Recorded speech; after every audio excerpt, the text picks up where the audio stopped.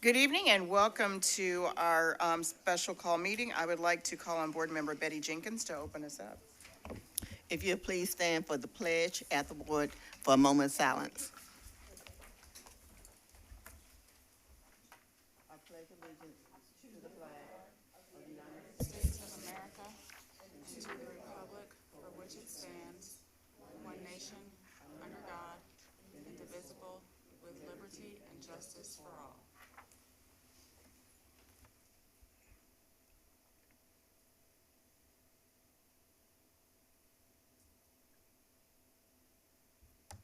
Thank you. Thank you. We are now at approval of the agenda. Is there a motion? Is there a second? All those in favor say aye. Aye. Any opposed? All right, I'll turn it over now to our Chief of Staff, Jose Oliva. Thank you, Madam Chair, and good evening to all the members of the board and some of our staff members who are here with us. Thank you for the opportunity to share about our draft legislative priorities tonight. Just to recap, we got a request from the Guilford delegation to have a meeting with them on Monday, February 20th. Details have been sent to your emails, but the meeting will be at 9 o'clock. Typically, we approve this legislative agenda later in the year, but we had to fast track the process a little bit. So the legislative committee convened and they put forward this agenda that you have in front of you, and today you're gonna be voting on that. So to get started, this year's, let's see, these are the clickers.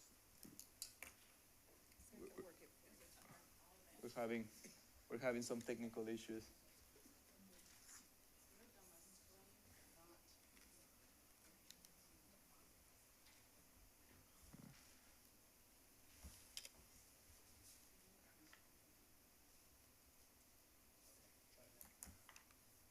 There we go. So this year's agenda is in alignment with the community conversations that Dr. Oakley has hosted. Just to recap, earlier last fall, she hosted about 70 town halls and community conversations and engaged about 2,000 stakeholders.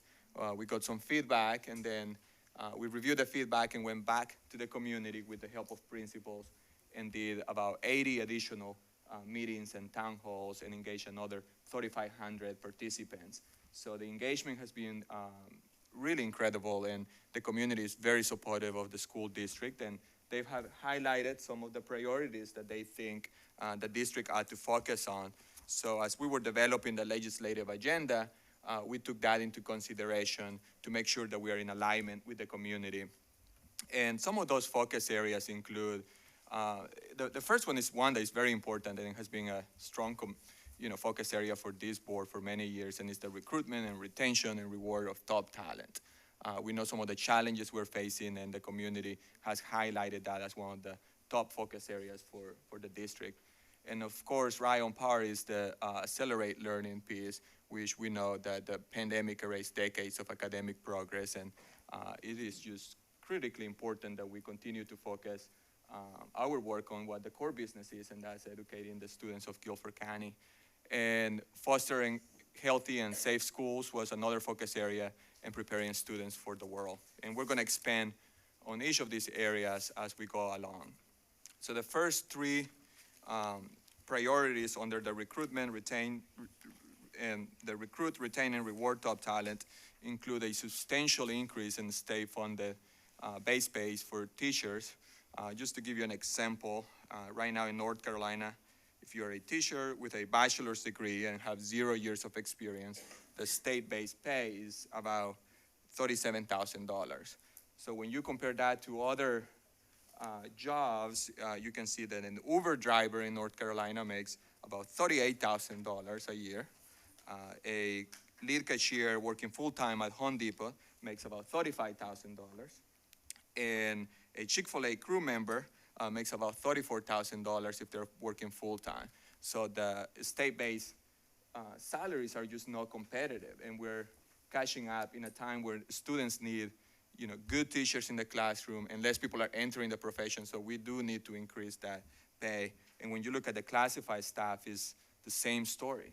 Right now we pay our mechanics about $15 an hour, our bus drivers the same. And when you compare, how much a mechanic makes for holiday tours, they make anywhere between $25 an hour and $42. So our pay is just not competitive. So the state needs to invest more dollars in this area. One tool that we have been using with ESSER funds are recruitment and retention bonuses, and we have done this in various different ways. But those funds expire next year. So this school year, the district actually started with 20 vacancies when it came to teachers, which was not the case in many other districts. I mean, some districts had hundreds of vacancies. So our talent office has been working really hard to recruit teachers, but it has been really helpful to have these extra tools in the toolbox, including this ESSER fund. So one of our committee members actually highlighted that this could be a good strategy to continue, and that we ought to ask the legislators to pass or provide some funding for this. And just to keep something in mind here, the budget that the General Assembly is voting on goes from July of this year to June of 2025. So ESSER funds expire next year. So we are asking them early and letting them know ESSER funds are coming to an end, and that we need to provide funding to close that gap going forward. To move forward here, you all have heard how our high dosage tutoring programs and learning hubs are helping our students. These programs have been highlighted by the White House, the U.S. Department of Education.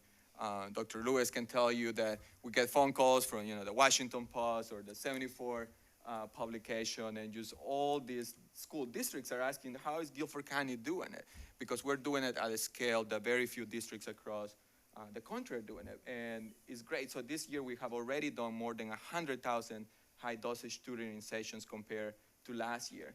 And just when we are, bringing these programs to scale, ESSER funds are gonna end.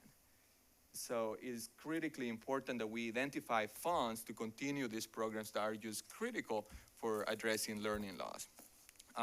You're gonna receive a full report on high dosage tutoring here soon, I believe at the next board meeting.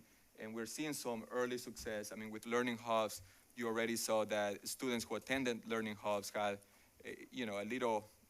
about 6 points higher graduation rate compared to those who didn't. And it's also having an impact on attendance. So we have seen that the more students attend learning hubs, the higher attendance for just regular classes. But you're gonna get a full report on that later. One issue that continues to get worse in North Carolina is access to pre-K. So right now, infant care in the state is 28.9% more expensive than in-state tuition at a public college. And Dr. Oakley spoke at a early childhood event back in the fall, and that number was at 20% higher. So just in a few months, it went up to 28%. So this is something that we are monitoring, but just increasing the seats available for pre-K is just critically important. There are about 600 people in the waiting list in Guilford County. So, and then the same thing happens with EC. So the evaluations that we have to do, we need more personnel to ensure that kids who need special services, they can have access to that, but you need people to do those evaluations. And of course, you all have heard about the importance of having some calendar flexibility. It would be great if high schoolers could take their exams before they go in, to the winter break. And then this one is one that has been on the news a lot. You have seen the uptick on mental health challenges in our community. There was a report that was presented to DPI last December, and what the report found was very concerning. About 20% of high school students in North Carolina consider suicide in 2021. And when you look at specific groups, 30% of female students consider suicide in the same year, and about half of LGBTQ students consider suicide. So these are very alarming rates in the state. And the same thing is happening across the country. We have been, just fortunate to have received this $14.8 million for mental health. But the reality is that you also need more school psychologists in the building. You need more social workers, more counselors. So we got 16 clinician positions, but that's not enough when you have 126 schools and you have, close to 70,000 students. So this request is just to align our ratios with the recommended ratios. So it's not going even above. This is just meeting what the recommended ratios are by these professional associations. Safety has also been a top priority. We are using ESSER dollars to pay for the security screeners.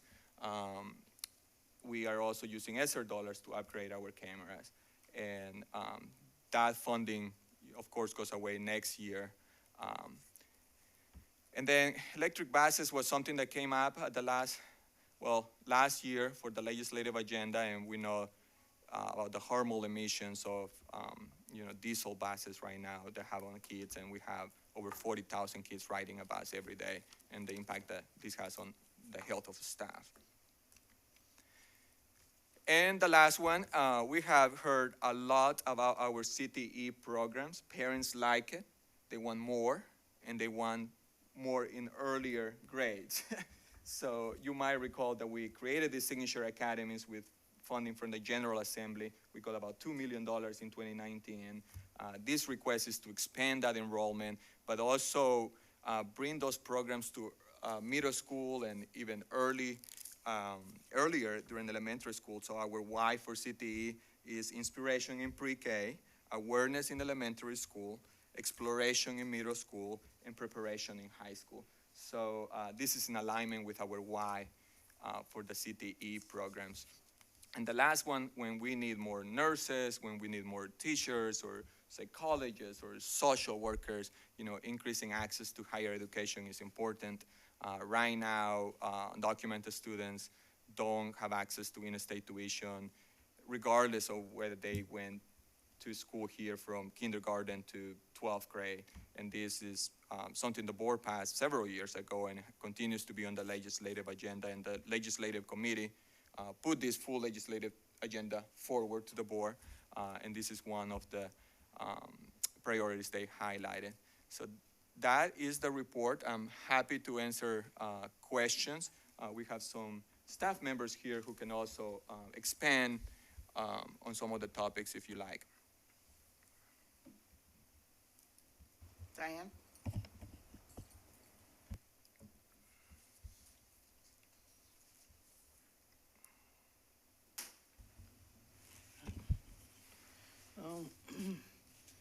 I'm thinking this is page 4 because it didn't have a number on it, but it has to do with recruitment, that particular page. Mhm. Okay. How do we rank or place value on jobs? Because, I heard you, talking about, somebody who's working as a crew person at, a fast food place, but, that is in some ways physically much harder work than what an educator might do. Now, I realize that whenever our teachers are running around behind them kindergartners, that's hard work too. But how do we rate, or do we, so that, or let me give another example. Our mechanics, okay, their work is of significant importance, and it takes a certain amount of skill sets that they gotta have, which is different perhaps from, someone else, okay? Do you understand where I'm going with this question? Yeah, and these are just examples to highlight where the market is. So it's it's a very competitive market. We have had some of the lowest unemployment rates in the history of this country. So, we're competing against, our mechanics are competing with the private sector in a way that, if we're paying them $15 an hour and the private sector is paying 25 to 42, it's just, we need more funding to be able to compete in the market. Okay, but what I'm trying to get at is to justify or to, shed the light on why we value or feel that a particular position. I mean, you know, with teachers and principals, okay, they may have higher degrees. You know, they may have a master's degree, they may even have a PhD. But, you know, other folk may not, but the value of their job and what they bring to it. I mean, if you take our nutritionists, I mean, they keep our kids from getting food poisoning. So they gotta have a certain amount of knowledge base and other kinds of things that may not be in this job over here. So how do we look at that? How do, you know, if you're trying to convince me that a mechanic should make $20 an hour as opposed to someone else, how do we do that, or do we do that? It's probably an HR question, but. There are different qualifications for different positions, and some require more training than others. So if you are going to be a school psychologist, there is a specific set of requirements versus if you're going to be a mechanic, there are specific requirements for that. That's not answering my question, but like I said, it's probably an HR question, because I just feel that we need to be able to show the value of these jobs and what they mean in a way that just throwing it out there, oh, mechanic, okay, to me, some people, my granddaddy was a shade tree mechanic, but that's not, I think I heard Ms. Reed say that when we get these electric buses, that there's going to have to be another level of specialized training in order to do the buses. So I just feel like how we can help emphasize the value, or maybe I'm using the wrong word, of what these positions mean, and how we try to convince folks that they're worth the added salary, or the having their salary grades increased.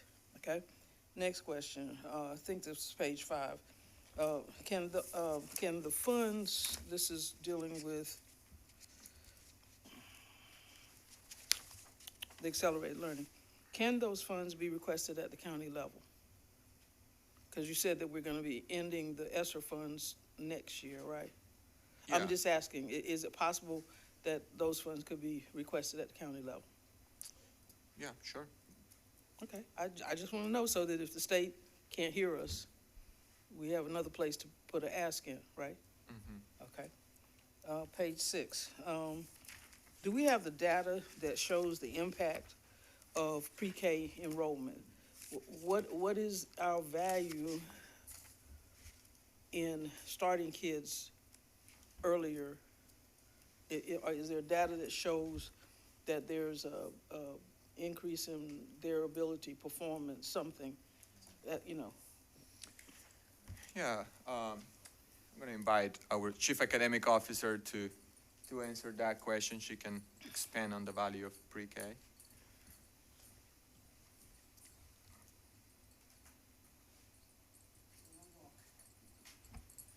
Good evening, everyone.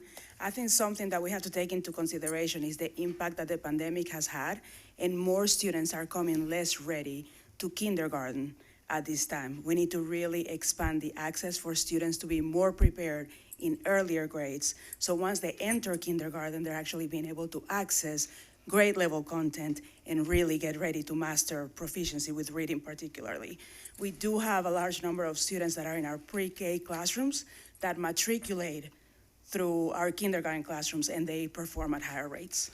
okay. So what's the impact if, say, a child doesn't come to pre-K and then is not ready for kindergarten? What is it?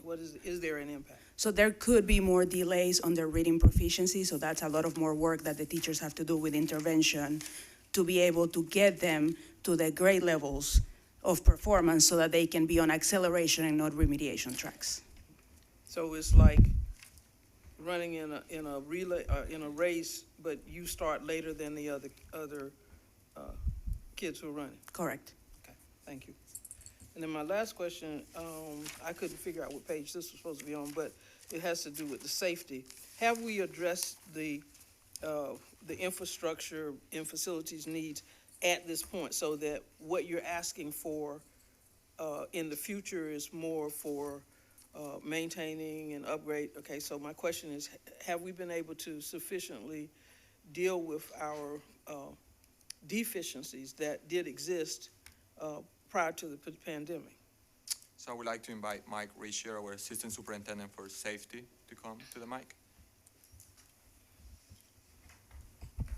So that is a work in progress. We are still addressing all of that. And so with this, the ESSERS funds will cover our cameras and the upgrade that we've talked about with that. And that should be complete by August of 2024. Currently in all of our new building and are using our projects with the bond. As y'all know, some of those monies have already been approved to begin the design and construction of the elementary school infrastructure that we've talked about and described in that bond. So that process began or has begun over the last month and a half since those monies have been released. And so that is going to be a continual process that we'll just keep moving and hope that we get caught up and then continue to pass. The big thing that I would say with the monies that he explained that with ESSERS are going away will be the continuing fees that will be accrued through our scanners, because that is a yearly fee. And then it will also be with the cameras, there will be a camera licensure fee. Those are the two main monies that we're looking to ask for assistance in from the state, because those will, from this point forward, they will always be in order to maintain that equipment. Okay, well, but it was the infrastructure that I think we were trying to catch up with. Absolutely. And we have been able to do some of that with our cameras already, and we're working the rest of that now. And like I said, the monies for the infrastructures on the facilities locations and the vestibules for the elementary schools, that has begun. Thank you. Certainly. Kim?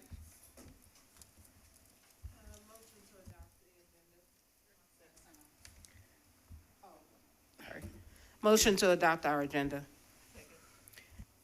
Any other questions? Comments? Madam Chair, in number 1, bullet point 2, where it says increase allotments to support fair wages for classified employees, I have a little bit of, as I've already kind of indicated, you know, what does fair mean? Well, I mean, I think Dr. Oakley and Mr. Oliva can talk more about their language around that, but, you know, my interpretation of that would be competitive, equitable, compensation that, comes with all of the things required for people to do the job. As Mr. Oliva was talking about, the Uber driver and the team worker and other people and the holiday tours driver. I was trying to keep up with all of that because I think about the criteria to become a teacher, the student loan debt that you're in, some of the things that you need, tools of the trade, the things that you need to do your job, and all of those other sort of, often unseen cost in that regard. And so that's just how I would interpret it, but I'm not sure if you have anything more to say about the language of fair wages. Yeah, no, I echo your remarks. That's exactly right. It's bringing people to the same playing field. I mean, the market, our salaries are not competitive at this point.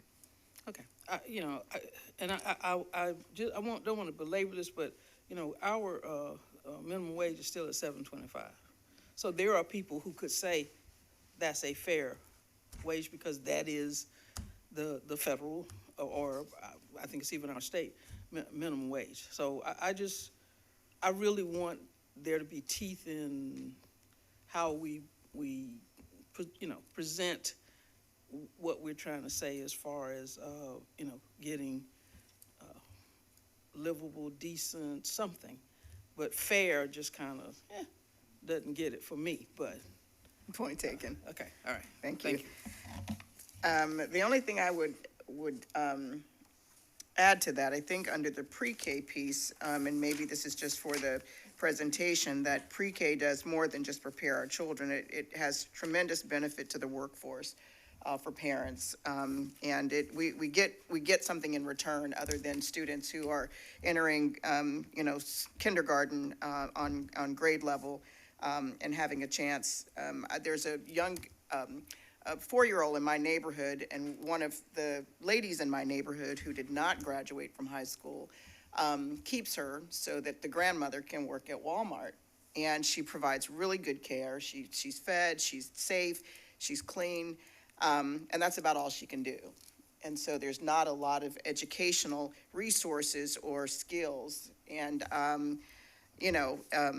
so I think it's so important that there's so many people out there working really hard that don't have the resources to provide those educational services, and that pre-K, broadening pre-K benefits us in more ways than just having our children prepared.